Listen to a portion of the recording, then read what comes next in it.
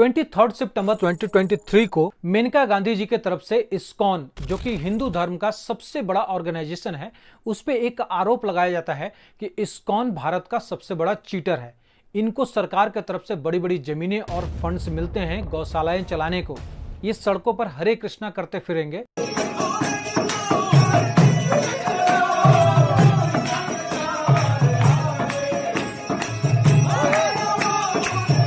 But Maneka Gandhi के according जब इन्होंने आंध्र प्रदेश के अनंतपुर गौशाला को विजिट किया तो वहां एक भी ड्राई कैटल्स नहीं मिले, मतलब सूखी गायें और बछड़े नहीं मिले। उनके हिसाब से ये सारी सूखी गायें और बछड़े बुचड़ खाने को बेच दिए गए। 1 मिनट मैं आपको बता देती हूँ, सबसे बड़े जो यहाँ देश के धोखेबाज है वो है इस्कॉन। अगर इन सब चीजों को समझना है तो हमें भारत में कैटल्स की कंडीशन को समझना होगा, जो अच्छा तो बिल्कुल नहीं है। यह भी समझना होगा कि गौ हत्या पर सख्त कानून के बावजूद कैसे इस काम को अंजाम देते हैं। उन कारणों को भी समझना होगा जिसके वजह से कैटल्स को बुचड़खानों में बेचा जाता है। इस लोवा फार्म ब्यूरो की चार्ट को देखिए। इसमें वर्ल्ड के जो मेजर प्लेयर कंट्रीज हैं बीफ मार्केट के, उनका डेटा है। इस डेटा के अकॉर्डिंग वर्ल्ड में बीफ प्रोड्यूसर के तौर पर भारत टॉप 5 कंट्रीज में आता है। कंज्यूमर में भी टॉप 5 रैंक में आता है। इंपोर्टर के तौर पर टॉप 5 से बाहर हो जाता है और एक्सपोर्ट करने के मामले में टॉप 3 में आता है। वैसे वर्ल्ड में ब्राजील नंबर 1 पर आता है बीफ एक्सपोर्ट करने में। ये दुनिया का 25% एक्सपोर्टर है। सेकंड में आता है ऑस्ट्रेलिया, जो वर्ल्ड का 13% एक्सपोर्टर है, और 12% के साथ इंडिया 3rd रैंक पर आता है। देखिए, भारत में गायों के साथ दुनिया में सबसे क्रूल ट्रीटमेंट किया जाता है। क्योंकि भारत में स्वस्थ जवान मवेशियों को मारना इलीगल है, बट पशुओं की कुछ कंडीशन है जिसमें वो लीगल माने जाते हैं। इसीलिए उन्हें अक्सर जानबूझकर मारा जाता है। उनके पैर तोड़ दिए जाते हैं ताकि कानूनी तौर पर उन्हें कत्ल करने लायक साबित किया जा सके।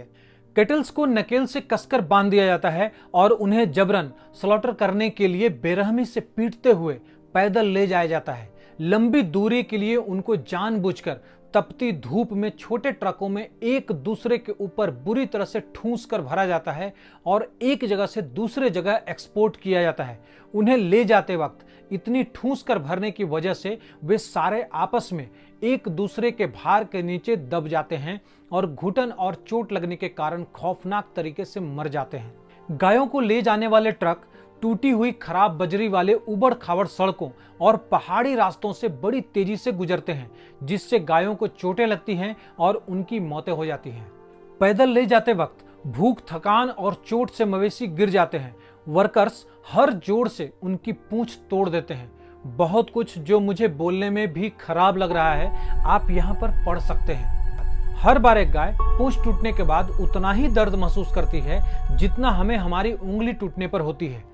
उन्हें कभी भी भोजन या पानी की एक बूंद भी नहीं दी जाती।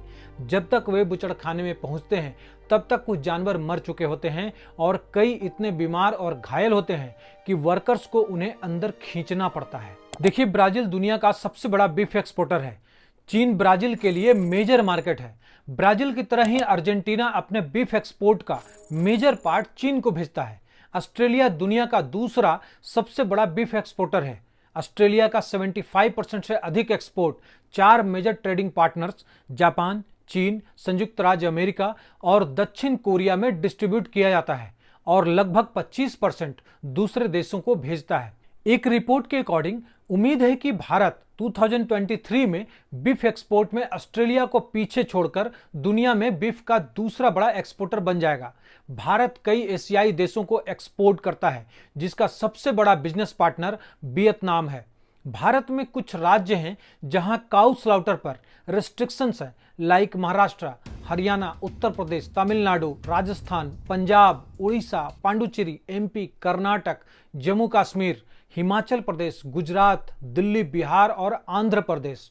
बावजूद इसके इन राज्यों में भी बीफ बिजनेस धड़ल्ले से चलता है, क्योंकि सिर्फ 5 या 6 राज्यों से भारत वर्ल्ड का तीसरा बीफ एक्सपोर्टर नहीं बन सकता। देखिए, मवेशियों, खासकर गाय के प्रति हिंदू श्रद्धा वेल नोन है। सेंसस के आंकड़ों से पता चलता है कि भारत की 1.2 अरब आबादी में से लगभग 80% हिंदू हैं।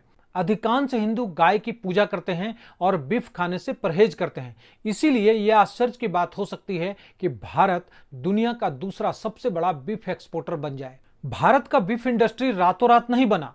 यहां एक्सपोर्ट 1960 के दशक में शुरू हुआ और पिछले दशक में रिमार्केबल रूप से बढ़ा। पिछले साल भारत ने $4.3 बिलियन का बीफ एक्सपोर्ट किया था। इस साल यह संख्या $200 मिलियन के साथ बढ़ने की उम्मीद है।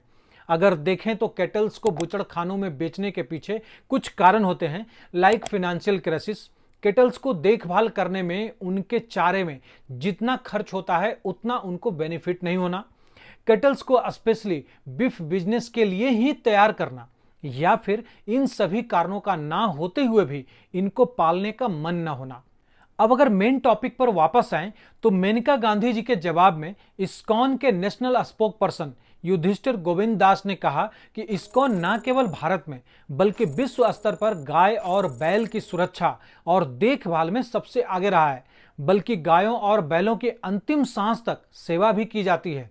उन्हें कसाईयों को नहीं बेचा जाता।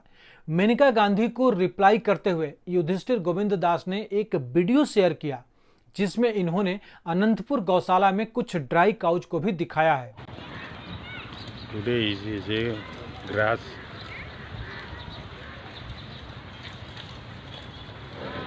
The dry cows for sheds. ISKCON के एक लेटर में कहा गया कि इस्कॉन ने दुनिया के कई हिस्सों में गाय संरक्षण का बीड़ा उठाया है, जहां गोमांस एक मुख्य आहार है। भारत के भीतर इस्कॉन 60 से अधिक गौशालाएं चलाता है जो सैकड़ों पवित्र गायों और बैलों की रक्षा करती है और उनके पूरे जीवन काल के लिए व्यक्तिगत देखभाल प्रदान करती है। वर्तमान में इस्कॉन की गौशालाओं में कई गायों को लावारिस पाए जाने, घायल होने या फिर कत्ल से बचाए जाने के बाद हमारे पास लाया गया था, यह कहते हुए कि उनके पास गाय की हाई काउ केयर स्टैंडर्ड्स हैं।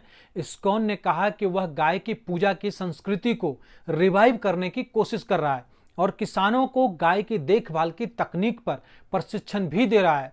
इसमें कहा गया कि हाल के दिनों में इस्कॉन ने किसानों और ग्रामीण परिवारों के लिए गाय देखभाल तकनीकों पर प्रशिक्षण कार्यक्रम शुरू किया है ताकि पिछली पीढ़ियों की तरह गाय की पूजा और देखभाल की संस्कृति को रिवाइव करने में मदद मिल सके। कई इस्कॉन गौशालाओं को सरकार या फिर गौशाला संघ द्वारा उनके हाई काउ केयर स्टैंडर्ड्स के लिए मान्यता प्राप्त है और उनकी सराहना की जाती है। इस्कॉन ने कहा कि वे अपने खिलाफ मेनका गांधी के बयानों से हैरान हैं। एक दूसरे ट्वीट में इस्कॉन के नेशनल स्पोक पर्सन दास ने इस बात को उजागर करने के लिए एक वेटनरी डॉक्टर का एक लेटर शामिल किया कि उनके अनंतपुर गौशाला में भी कई बैल और दूध न देने वाली गायों की सेवा करते हैं। कुछ प्रूफ को शेयर करते हुए इसमें कहा गया कि गौशालाएं दूध देने वाली गायों के साथ साथ 76 बैल और 246 दूध न देने वाली गायों की प्रेम और भक्ति के साथ सेवा करती है। अमोघ लीला प्रभु ने एक वीडियो शेयर किया जिसमें दिखाया गया कि कैसे बछड़ों का देखभाल किया जा रहा है। अगर कोई व्यक्ति हमारी गौशाला में आता है, मान लो वो एनिमल राइट एक्टिविस्ट हो, एनवायरमेंटलिस्ट हो, लेकिन वो बछड़ों के सेक्शन में आता ही नहीं है और वो कंक्लूड करे इसका मतलब इस्कॉन क्या करता है, बछड़ों को बूचड़ खाने भेज देता है। अरे मैडम आइए ना, देखिए ना कितने प्यारे प्यारे बछड़े हैं और भी बहुत सारे बछड़े हैं अंदर। आप देख रहे हैं कितने प्यार से गौ माता सेवा को स्वीकार करती हैं। तो और यहां तक कि इस्कॉन के खिलाफ पूरी तरह से निराधार आरोप लगाने के लिए मेनका गांधी को 100 करोड़ रुपए का मानहानि नोटिस भेजा गया, जबकि मेनका गांधी जी के तरफ से कोई भी ऐसा प्रूफ नहीं दिया गया जो साबित करता हो कि इस्कॉन काउ सेल करता है।